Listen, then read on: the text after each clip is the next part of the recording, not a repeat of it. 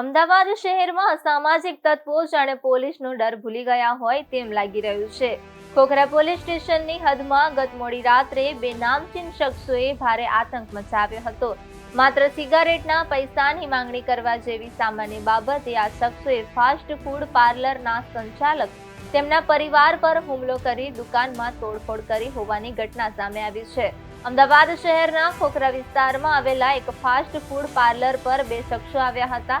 આ શખ્સોએ ત્યાંથી સિગારેટ લીધી હતી, પરંતુ જ્યારે સંચાલકે તેની કિંમત એટલે કે પૈસા માંગ્યા ત્યારે આ શખ્સો ઉશ્કેરાઈ ગયા હતા। નશાની હાલતમાં હોવાનું મનાતા આ શખ્સોએ દુકાનદાર સાથે બોલાચાલી શરૂ કરી હતી, જે જોતજોતામાં હિંસક મારામારીમાં પરિણમી હતી।